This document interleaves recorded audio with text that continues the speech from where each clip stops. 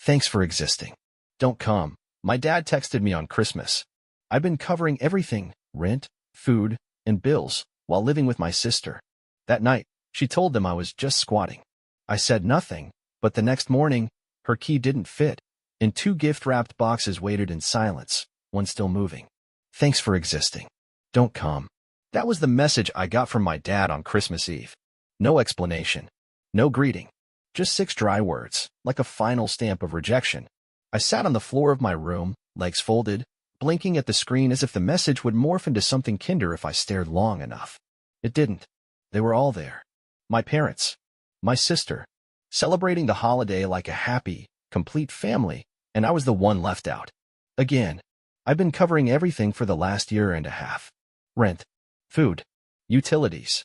My sister Alina had lost her job, or so she claimed, and while she figured things out, I footed the bill. Every bill. Quietly. Without complaining. Because that's what family does, right? That night, she didn't say much before she left for Christmas dinner at our parents'. Just tossed her coat over her shoulder, gave her curls one last fluff in the mirror, and paused at the door. Oh, in case they ask, I told them you're just kind of squatting here. You know, since your name's not on the lease. She didn't say it like a joke. She said it like a fact. I looked up from the dishes I was doing. My hands froze in the soapy water. You told them what? She rolled her eyes. Relax. It's not a big deal. I just didn't want them thinking I'm letting you live here rent-free or something. It's just easier this way. But I am paying the rent, I said, my voice quiet but flat. Yeah, well, they don't need to know that. She left before I could answer. I didn't text.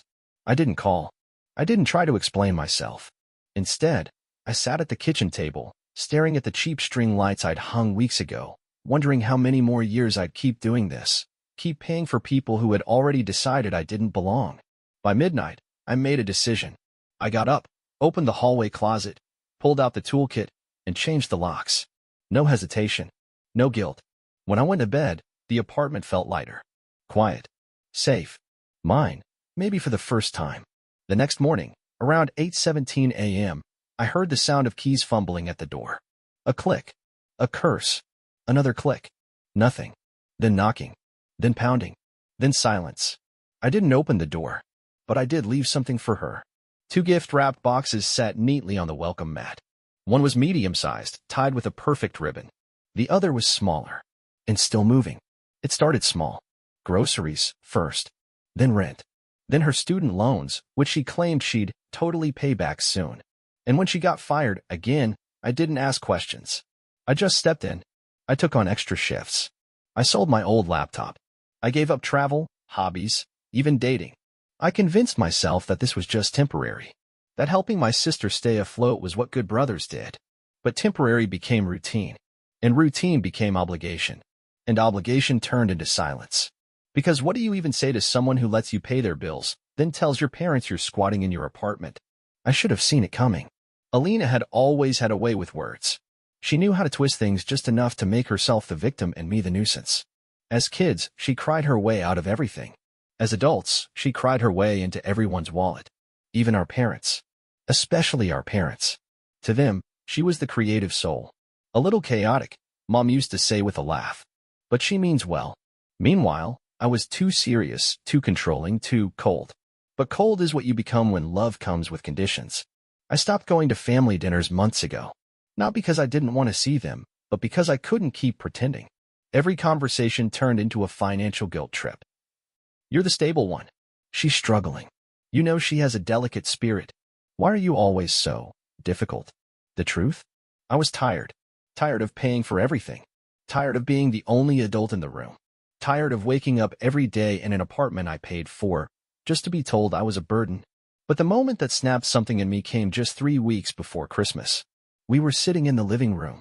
I'd just gotten off a 12-hour shift and had picked up takeout for both of us. I placed the bag on the table. Alina didn't even look up from her phone. Can you Venmo me? She said casually. For my part of the takeout. I blinked. You mean the takeout I bought with my card, using my money, while you haven't paid rent in 3 months? She shrugged, thumbs still flying across her screen. Yeah, but you chose to do that. I didn't ask you.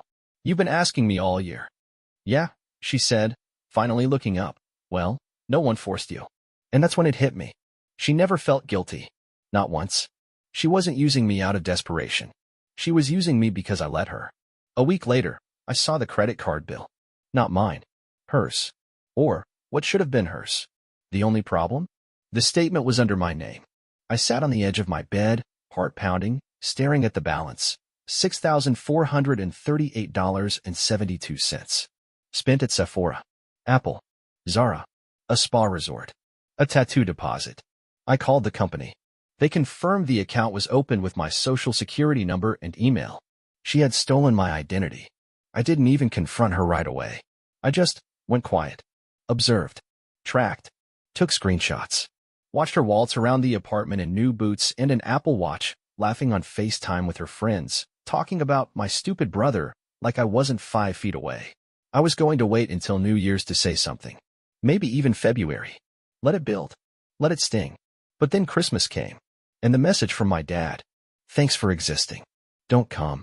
And Alina, that night, sipping wine, said with a smirk. I mean, you can't really expect them to see you as family when you act like a tenant.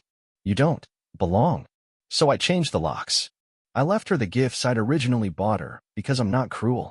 And I added one more. The second box. Inside? A copy of the credit card statement, with her name written across it in red marker, and a flash drive, with audio files, recordings I'd made of her bragging to her friends. One where she said, laughing, honestly, he deserves it. He's like a bank with no overdraft fees. Why wouldn't I take advantage? The box trembled slightly because of the phone I'd hidden inside mine, set on vibrate, buzzing on loop from a scheduled alarm. I wanted her to feel what I'd been feeling all year. Confused, rattled, shaken. I was in the kitchen reheating leftovers when the banging started. Not knocking, banging, like someone wanted to break the door in. It didn't surprise me. What surprised me was how calm I felt. I opened the door slowly. There she was. Alina. Hair a mess, eyeliner smudged, rage written across her face. What is this? She screamed, holding up the still-moving silver box like it was a bomb. I tilted my head. A Christmas present. It was vibrating. I know. Did you open it? Her mouth opened, then shut. You should, I said, stepping aside. Come in, since you don't have keys anymore. She stormed in, dropping the box on the coffee table. The ribbon was half untied. She yanked the lid off and stared. Silence. Inside, perfectly arranged, were a stack of printed screenshots from her text conversations, where she called me a freeloader and just a walking paycheck. A flash drive labeled, for Dad, play this if you still have a spine. And a sticky note, folded neatly, with just one line. Your lease is up, emotionally and otherwise. She turned to me, eyes wild. You're heartless. No, I said. Just done. Right then, my phone buzzed. A call from Dad. I answered it on speaker. Son, what is going on? Your sister just showed us what you left her. That was cruel. What happened to family? I let out a short laugh. You mean the family that told me not to come to Christmas? That wasn't about you, he snapped. You've been cold. You isolate yourself. You told me not to come, I cut in. And guess what?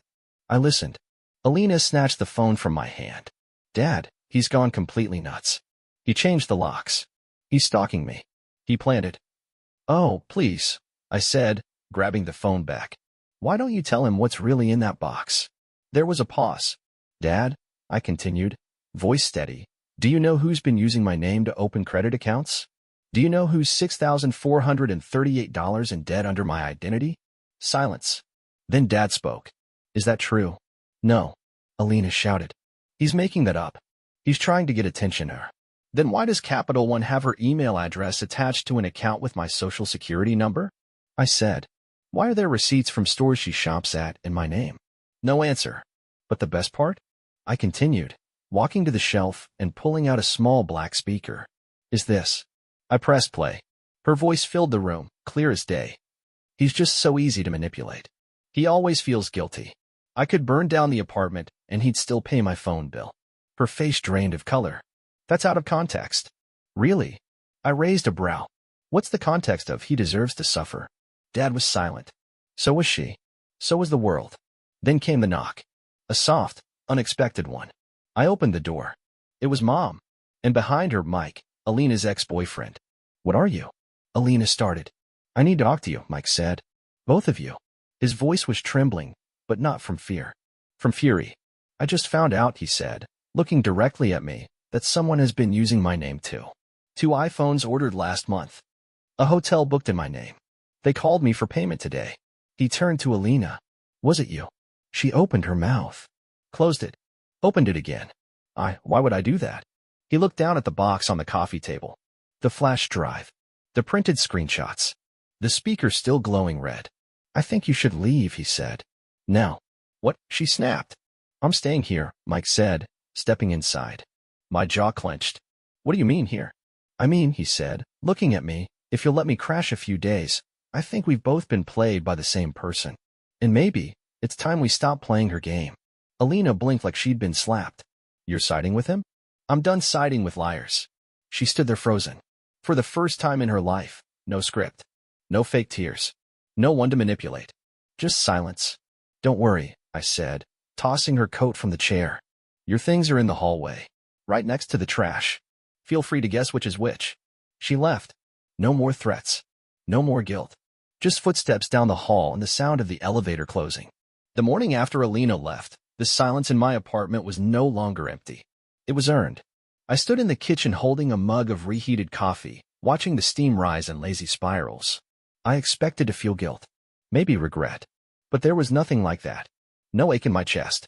No second guessing. Just peace.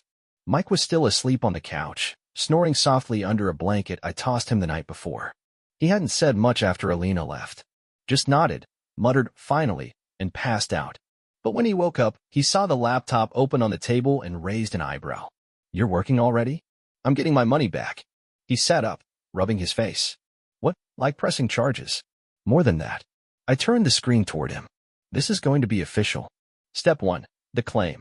I'd already begun compiling evidence the night Alina left. I had folders, literal folders, of documentation. Screenshots of credit card statements, IP login records, my bank account history, and even receipts for every charge she'd made under my name. I submitted a formal identity theft report to the police and opened cases with all the affected financial institutions. Capital One responded first.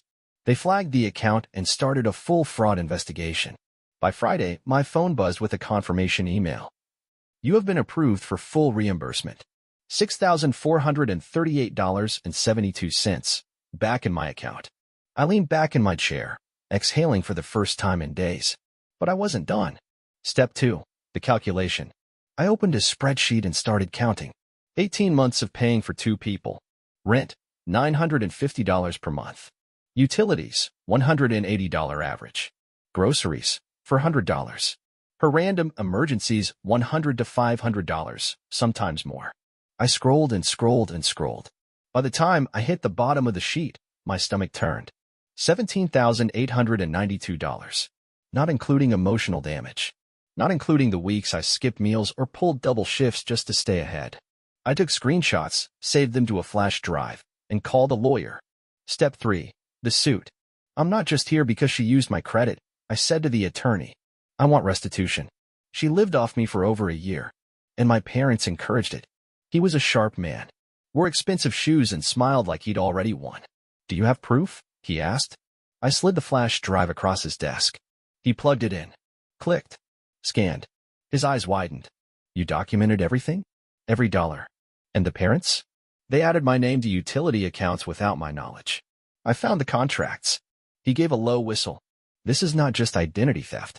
This is long-term financial exploitation. So, do we have a case? Oh, he said, leaning back. We have a very public one. Step 4. The explosion. 3 weeks later, on a rainy Wednesday afternoon, 3 certified letters landed at my parents' home. One for Alina, one for Mom, one for Dad. All from the law office of Keller and Moore. Within 20 minutes, my phone rang. Caller ID, MOM. I answered. What are you doing? She snapped. Good morning to you too. You're suing us? After everything we've done for you. Done to me, I corrected. Let's not twist it. We're your family. You were also the co-signers on 2 utility bills and added me to a 3rd without consent. That's fraud. It was just paperwork. It was theft. You're blowing this out of proportion. You told me not to come to Christmas. The line went silent. Then her voice dropped an octave. We raised you. We let you stay here when you needed. I paid for everything. I was never staying. I was supporting. There's a difference. Step 5. The ally. 3 days later, my grandmother called. I hadn't heard from her in months. Not since Alina had told me, Nana's tired of your drama. Don't call her anymore. But now her voice was firm. I saw the lawsuit, she said. And I saw the bank statement. My heart dropped. You saw the bond. She sighed. Your father cashed out over $9,000 from a savings bond one created in your name. He used it to pay off Alina's old car. I sat down. Hard. You didn't know? She asked. I didn't know there was a bond. Well, she said, there isn't anymore. I've frozen what's left and moved the account. It's yours again, where it should have been. I didn't know what to say. Then she added, also, I've rewritten my will. You'll be receiving my house when the time comes. I know you'll do what's right with it. I blinked. Nana, why? Because, she said, you're the only one who never asked for anything. And you're the only one who kept receipts. The courtroom. Alina came in wearing beige, like she was auditioning for sympathy. Mom wore black. Dad didn't make eye contact. My lawyer laid it all out, page after page of statements, audio recordings, text messages, bank fraud, power of attorney misuses, false accounts, savings bond violations. Alina tried to cry. Mom claimed early onset confusion. Dad just looked tired. But the judge? The judge wasn't tired. Is it true you listed your son's name on financial documents without consent? She asked my mother. I mean, it was family, ma'am. Yes or no? Silence. Yes, she finally whispered. The ruling came quick. $13,000 in restitution. Cleared of all fraudulent debts. Court costs covered. And a formal warning on their records. The post-credits scene. 2 weeks later, I got a letter. Handwritten. No return address. Alina's writing. I recognized it instantly. You happy now? You made your point. Inside, folded in half, was a picture. Me and her as kids. Sitting under a Christmas tree. I looked at our faces. The way she was clinging to me. Like I was the only thing keeping her balanced. I grabbed a pen. On the back, I wrote one line. You let go first. Then I burned the photo. It's funny what silence sounds like when you've earned it. 3 months after the court ruling, I still hadn't heard a word from my parents. No texts. No calls. Not even a birthday card. And you know what? Good. I no longer had to explain myself. No more proving I wasn't a disappointment. No more, you should understand how hard your sister has it. No more, you're the stable one. We need you. My life finally belonged to me. I stayed in the same apartment. But for the first time, it actually felt like mine. The kind of place where you open the fridge and everything inside belongs to you, not to someone who called you a squatter behind your back. Where the air feels still, not heavy with tension. Where no one hijacks the Wi-Fi, clogs the sink, or leaves passive-aggressive notes about groceries they didn't pay for. It was the same walls, same couch, same view from the window. But the silence? That was brand new. The peace? Unfamiliar. Quiet. Powerful. The cost. Sometimes people ask, wasn't it hard? Wasn't it cruel to cut off your whole family? And my answer is always the same. It was necessary. I spent so many years shrinking myself to fit their comfort, smiling through insults, writing checks instead of setting boundaries, letting them call me selfish for not giving them everything while they gave me nothing but guilt. The real cruelty was how long I let it happen. When I finally stopped playing the obedient son and the generous brother, I saw the truth. They didn't miss me. They missed what I gave them. The message. One afternoon in May, I opened my email to a message from a name I didn't recognize. The subject line. Your sister isn't doing well. It was from a woman named Tessa, apparently one of Alina's old friends. The message was short. Cold. She's couch hopping. Lost her job again. Says you ruined her life. Thought you'd want to know. I stared at the screen for a long time. And then I hit delete. Not because I didn't care, but because caring isn't the same as going back. The last encounter. One day, I ran into my dad at a gas station. We locked eyes across the pump. He looked older, smaller, like someone who had finally run out of excuses. He approached slowly, not with anger, but with a strange sort of shame. You look good, he said. I nodded. He looked down at the ground. You know your mother's still angry. I stayed quiet. She says you ruined Christmas. I raised an eyebrow.